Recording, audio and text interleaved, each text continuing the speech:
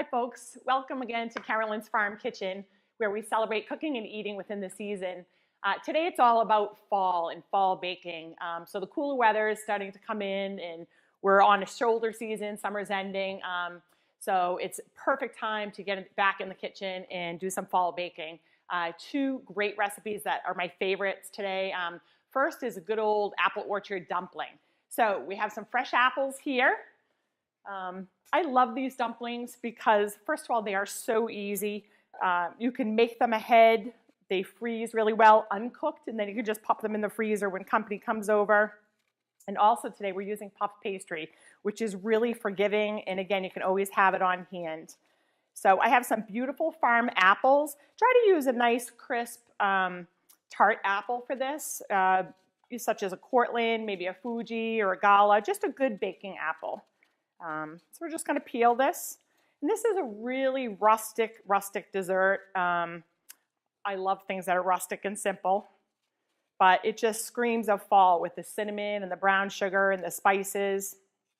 Okay, so we have fresh apples, and we're just going to cut this. So what I like to do when I'm prepping apples for dessert is just to cut a slab off, then lay it flat for safety, and just go right around the core.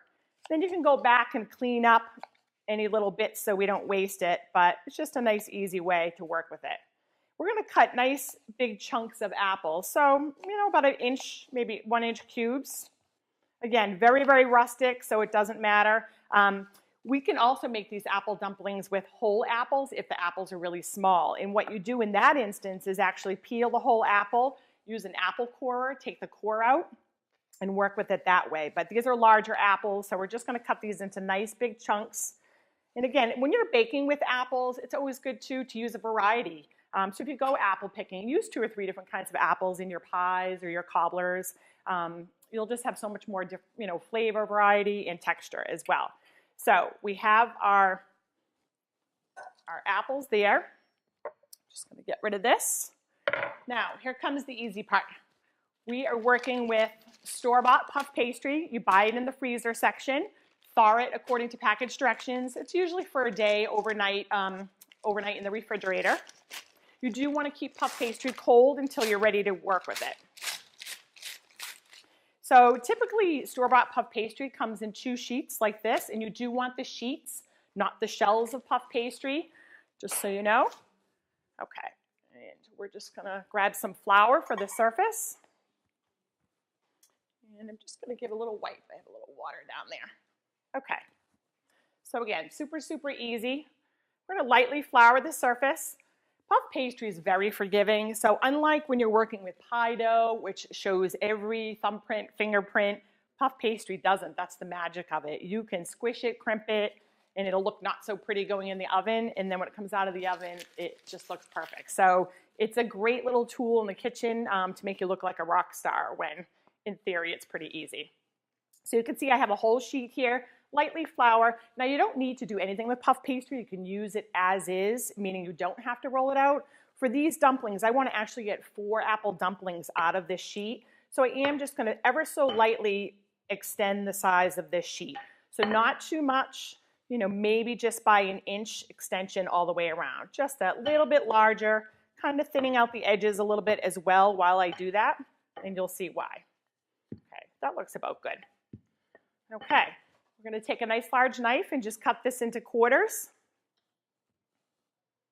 Oh, it smells so great in here already, just with the apples and the cinnamon. Okay, so what we're going to start with, I've made this mixture, I call it a schmear. That is, I think, some kind of a technical term. Pretty much it's softened butter, brown sugar, and cinnamon, 3 ingredients. So just soften the butter in the microwave or at room temperature, brown sugar, cinnamon, use a spoon or the back of a fork to blend it together, and that's all I've done, and it smells incredible. So this schmear, you're going to take about a teaspoon on the bottom of each square, like this. There you go. And just spread that over the center. I'm going to start with 2 dumplings here. And you can see this is what's going to flavor our apples. It's going to give it the butter and the sugar and the cinnamon. So I'm just going to start with these 2. Okay. From here, we're going to do a little pile of apples in the center. So I'm going to say don't do what I do, which is overfill dumplings. I'm always guilty of that. You do want to try to get as many apples as you can inside the dumpling, but at some point if you kind of get carried away, the dumpling won't shut or it'll blow open in the oven. No big deal because it's rustic and delicious even if it blows open. On top of our little piles of apples, we're going to add another little dollop of the schmear, the cinnamon brown sugar mix. Okay, I'm just going to give my hands a quick wipe. And from here, we just need to seal it all together. So I'm going to grab an egg, just do a little egg wash. We want to not only seal the inside, but we want to brush the top as well. So a little bit of beaten egg, nice farm fresh eggs, and you can see how easy these dumplings are to put together. Again, I just want to mention that you can assemble these fully and then put them in the freezer on a cookie sheet. And when you're ready to bake them frozen right from the freezer to the oven, and they work out fantastic. So it's really something nice that you can do for a crowd as well. Okay, a little bit of beaten egg. And we're just going to use this to egg wash the edges of the puff pastry. So egg wash does two things in baking. It acts as sort of a natural food glue in a sense, sealing things together. And it also lends a nice browning color in baking. And especially on puff pastry, it can often be very pale when it comes out of the oven. Okay, here's the fun part. So don't think too much about when you do this.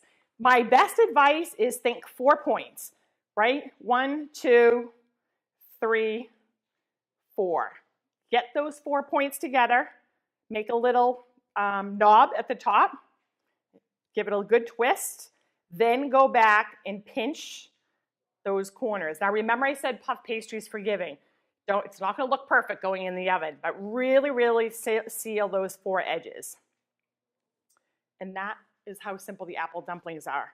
Again, my best advice, ignore the middle and just go with the 4 corners. 1, 2, 3, 4. Pinch that little knob together. Give it a little twist. Don't mess with it too much. When it's there, it's there. Pinch the edges. Give it a good seal. Who wouldn't want to eat this? This is already looking good. It's not even cooked yet. And this goes, I'm going to actually set these aside. We're going to use a little bit more egg wash on top. Again, the egg wash in this instance is going to give our dumplings a nice browning color. Very, very rustic dessert. This served with some vanilla ice cream is like a little individual apple pie for every person at the table. That way there's no fighting.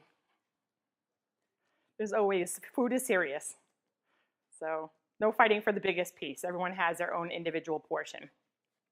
And you can see it yields a pretty good yield. Out of 1 box of puff pastry, you're going to get 8 dumplings. So that's pretty nice. And then I like to just top it with a mixture of just cinnamon and sugar. Just blended it together.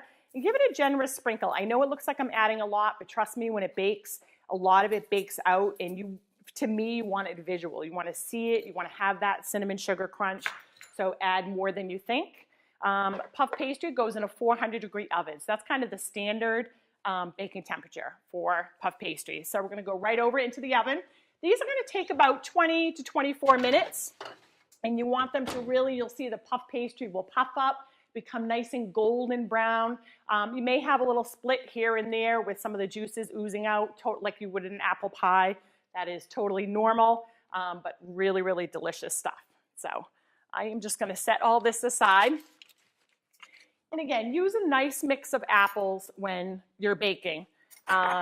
It's almost apple picking season here in New England, so we are fortunate to have some fantastic local orchards, and I hope everyone goes out there and goes apple picking. It's just such a great time of year. Okay. Just give this a little clean down. If you don't have one of these little tools, they call it a pastry scraper. It's going to be your best friend when you work with flour. You don't want to introduce water at this point because you'll have homemade glue. So use the little scraper, get off all the flour. Then we'll take a towel. So that is how simple our apple dumplings are. Okay. The next recipe that we're working on today is one of my favorites, and it's great for parties, events, Halloween. It's pumpkin whoopie pies. So here in New England, we all love whoopie pies. It's very regional. regional item, and oftentimes you see them as chocolate whoopie pies, but today we're doing pumpkin whoopie pies. So we're using some pumpkin puree, spices, and we're actually going to fill these whoopie pies with a spiced cream cheese frosting, which just kicks up cream cheese frosting right off the get-go. So just to get started on this. So I like this recipe too because it's simple. It makes a lot. It's you do not need a mixer, at least for the whoopie pies themselves. You can do it all by hand, as we're going to do here. You can make them ahead and freeze the shells of the whoopie pies and then just pull them out and then fill them with the frosting. So the recipe itself has a lot of good things going for it. So we're going to start with our dry ingredients first, just to mix them together. And we need about 1.5 cups. I'll just bring this flour over. So about 1.5 cups, I'm using all-purpose flour. So anytime you measure flour, just give it a good fluff. Overfill the measure. These are dry measuring cups. Drag and scrape. Right in that way you get a nice exact measure. It's 1.5 cups of flour. Again, fluff, overfill, drag and scrape. Okay. And then I have the spices and the leavening. So to the flour, I'm going to add some cinnamon, ginger, salt, baking soda, and baking powder. And that just goes right in there. The reason I'm pre-mixing the dry ingredients right now is just it allows me to avoid over-mixing the wet batter. You know, if you never want to over-mix batters, it ends up making it tough rather than tender. Okay. Separately, we need our wet ingredients. So for that, just try that. There it is. Sorry, a little mental blank there. So we have some vegetable oil, and this is 1/2 cup of vegetable oil. Put that right in there. Vegetable oil, you can use canola oil, soybean oil, whichever your preference is. 1 cup of light brown sugar that's lightly packed. So we're going to just fill our measure. And lightly packed means tamped down. Doesn't mean, you know, forced down. So just overfill, tamp it down so that it's in there, and then you're all set. So 1 cup of brown sugar. We also need 1 cup of pumpkin puree. So a couple things, you can use canned pumpkin if you want, and you could also roast your own pumpkin. So fresh pumpkins are super easy to cook. You take a sugar pumpkin, wash it, cut it in half, lay it on, cut side down on a lightly oiled baking sheet, and then just bake it at 350 until it's knife tender. And that's usually around 30 to 40 minutes. From there, that flesh can be used for baking, or it can be used for soups, like a pumpkin bisque. So making your own fresh pumpkin puree is super easy, but we have it all ready to go. So I'm going to use 1 cup of pumpkin puree. Make sure it's just 100% pumpkin if you are using the canned, that you don't make a mistake and buy the already set pie filling. Oftentimes people kind of make that a mistake. Okay, I'll just put that over there.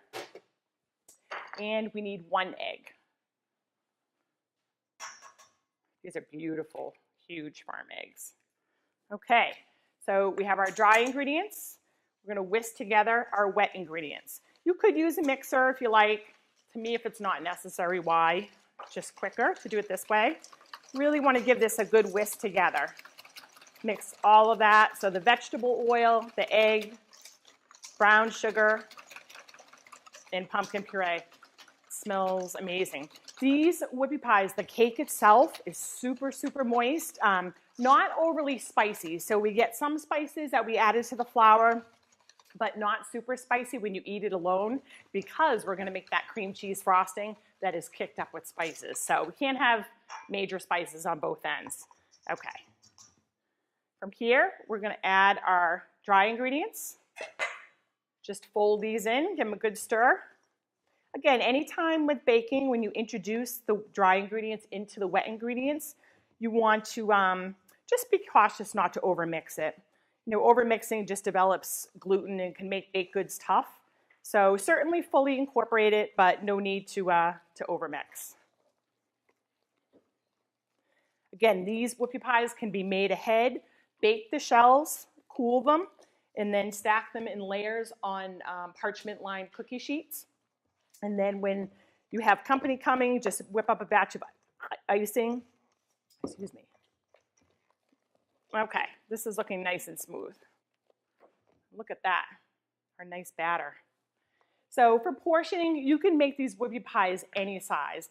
I've made little mini ones to giant monster whoopie pies. Choose your size, just know that it'll affect the baking time, will be affected by the size, but ice cream scoops are the best thing for portioning this. If you don't have an ice cream scoop, just of course use, tablespoons and drop that, but the scoops are really nice for whoopies. They give them a nice consistent size, and I like this size in particular. And then these whoopie pies are going to bake at 350, and they're probably going to take around 14 to 16 minutes. Again, it's going to vary with the size that you make. These are such a hit at parties in the fall, Halloween. They're a hit with adults and kids. So it's just, you can't go wrong. You bring this to someone's gathering and you'll be a hero for sure. Okay, and we are going to get just one more on this tray. Okay, those are our pumpkin whoops. So we're going to go ahead and pop these in the oven.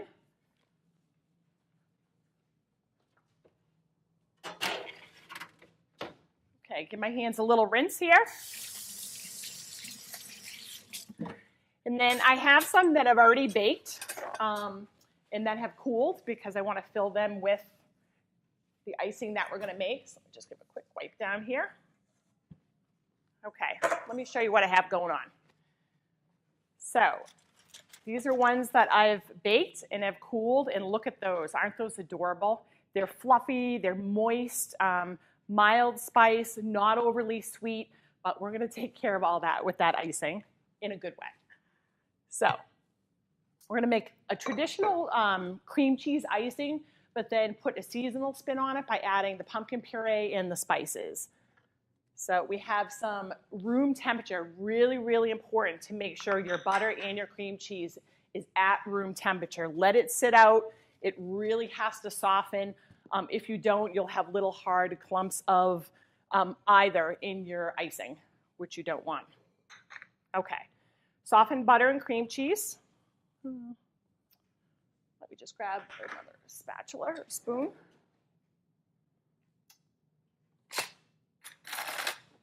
There you go.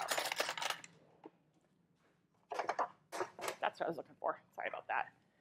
So this is 8 ounces of cream cheese, half a stick of butter, and then use an electric mixer. You could do this in a stand mixer. We're just going to use a hand mixer just to whip this together. So you want to start off by blending the cream cheese and the butter together just so that they become one.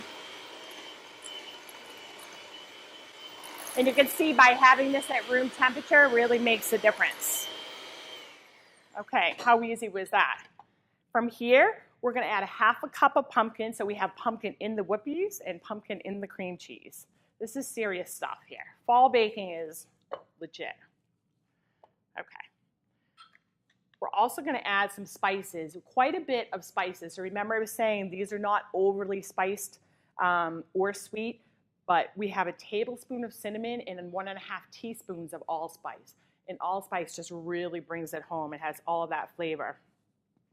So that goes in there as well. Just going to again give this a mix. Hopefully my crazy mixer won't shoot it out of the bowl. Oh, this smells incredible. So good. And from here, we're going to start incorporating some confectioner's sugar. So it's about 3 cups of powdered sugar total. So, and I would recommend doing this a little at a time,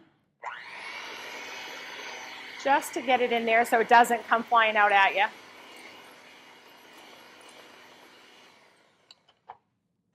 One thing you don't want to do when you make cream cheese frosting or frostings in general, especially this one where it has the pumpkin puree, so already it's a softer frosting, you just don't want to over-mix it. If you let the mixer go too long, it'll actually just liquefy it more than you want. And we want it to hold together with the whoopie pies.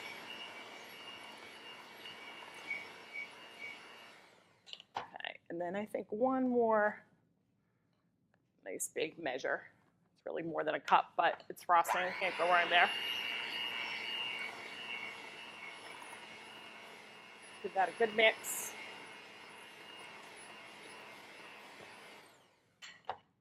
Just going to give the bowl a little scrape down.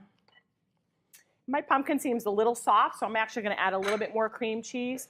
Anytime you're working with a natural product, you have to be able to adjust, right? So whether it's a juicy tomato or hard apples, or in this case, the pumpkin's a little bit extra juicy, just add more confectioner sugar. So. There we go. This is starting to look good. It smells amazing. Really pretty color too. It has the colors of autumn.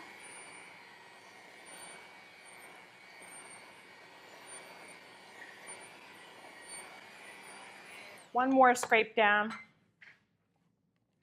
Actually, I might do the rest by hand, I think, at this point. Okay.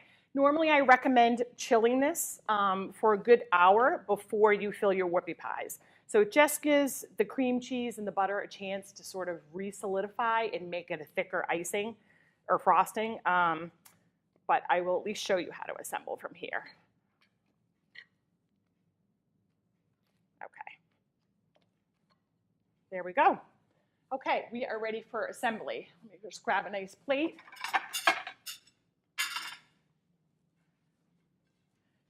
So again, I find an ice cream scoop helpful in this instance for the filling. And it's kind of a large one, but we're going to go with it. So look how beautiful these are. I'm going to just show you what this looks like inside. It's cakey, it's moist. Look at that. Beautiful, beautiful texture on that. You could have that as is. This is delicious.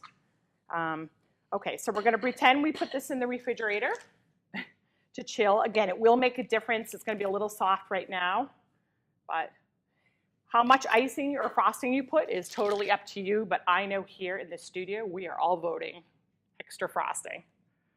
Look at that. How adorable. And it has just beautiful colors. So even the frosting just has the colors of autumn.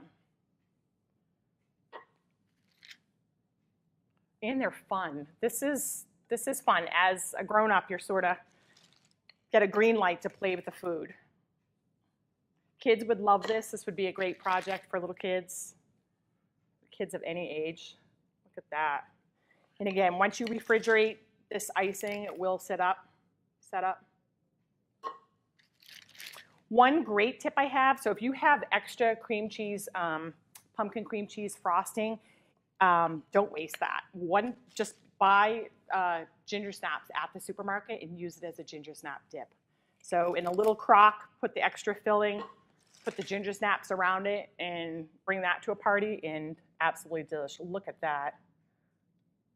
How adorable, our little pumpkin whoopie pies. Meanwhile, let's check our apple dumplings in the oven. Let's see. Oh, these are gorgeous. Look at this. Everyone gets their own individual little apple pie. How cute. They smell amazing. So apples, cinnamon. Actually, I'm going to put that right there. Oh, so good. These are one of my all-time favorites in the fall. And let's see, let's just take one of these off. I want to cut into this so that you can see inside what it looks like. Nice crisp puff pastry, nice golden brown. You can see that sugar. Remember when I said to use a good amount of sugar? You can see it just adds another layer on top. Gives it a nice crust. Look at that. It's like its own individual little turnover inside. Absolutely adorable. And then meanwhile, our whoopie pies. Let's just cut into one of these. Actually, we'll just cut into see. These are nice. And again, you can make these any size at all. So people often ask me, look at that, absolutely gorgeous. People often ask when baking, with fall baking, about what's the best apple to use. And again, I always recommend, for me personally, using a tartar, firmer apple. I typically would not use a Mac, which could be soft, maybe a little sweet for my taste. It really is personal preference. Macs are great for applesauce, but when all else fails and you just don't know what kind of apple to use for baking, you're always safe with Cortland.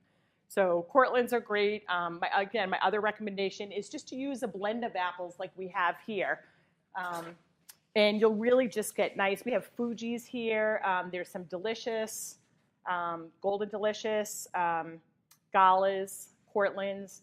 But when you use a blend of apples in baking, you'll get nice textures, flavors. You just really get a great baked good. I think it's time for us to sample some of these goodies here. So let's just take a bite of these whoopie pies. They smell wonderful in here.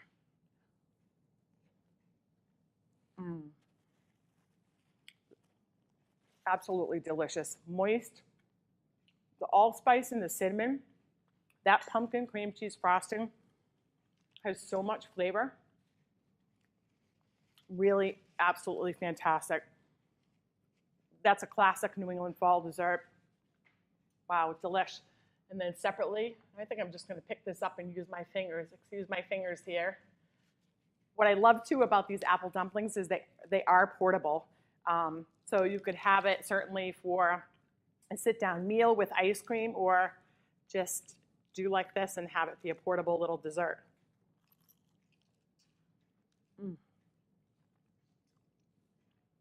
Flaky pastry.